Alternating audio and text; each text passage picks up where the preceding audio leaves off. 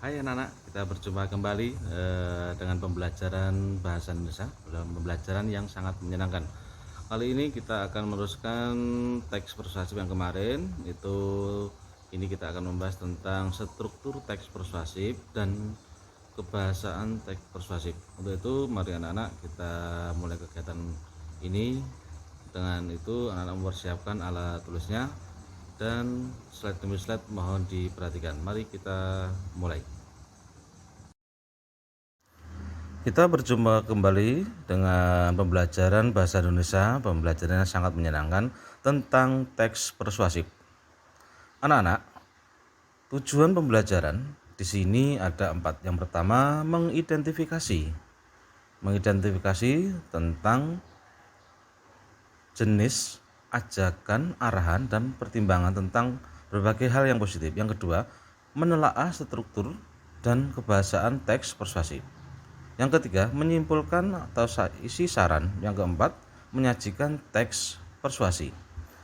Kali ini anak-anak kita akan membahas tentang struktur teks persuasi serta kaidah kebahasaan teks persuasi.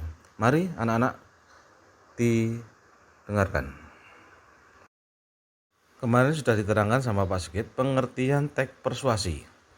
Teks persuasi adalah teks yang memiliki fungsi utama mempengaruhi pendapat, perasaan, dan perubahan pembaca.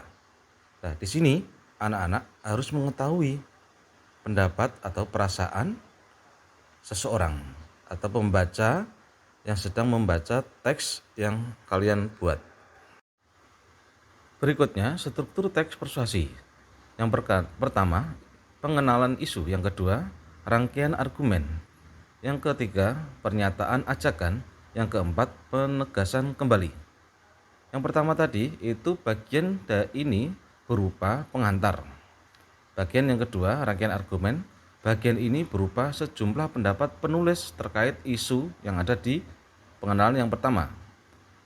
Yang ketiga, pernyataan ajakan. Bagian ini sebagai inti teks persuasi. Berarti isi ada di struktur yang ketiga. Berikutnya, penegasan kembali.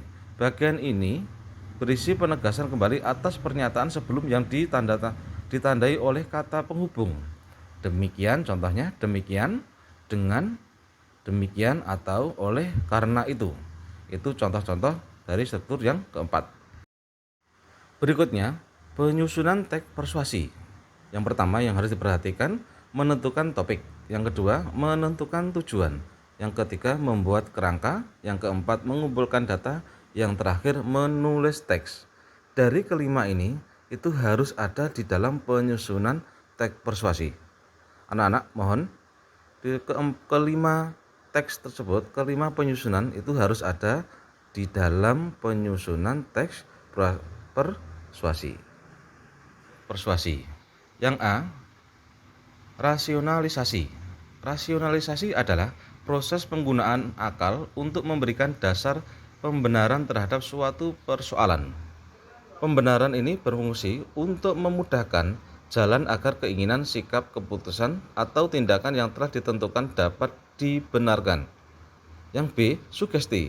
Sugesti adalah suatu usaha membujuk atau mempengaruhi orang lain untuk menerima pendirian tertentu. Dari kedua teknis ini juga harus ada pada teks persuasi untuk menulis teks persuasi. Maka anak-anak itu mohon diperhatikan teknis menulis teks persuasi. Mungkin penjelasannya dari Pak Sigit cukup sekian. Tadi sudah dijelaskan.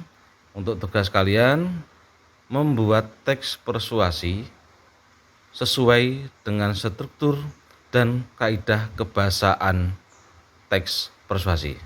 Untuk itu mohon anak-anak dikerjakan di kertas, nanti bisa dikumpulkan ke guru bahasa Indonesia. Terima kasih dari Pak Sigit, semoga kegiatan hari ini bermanfaat. Salam.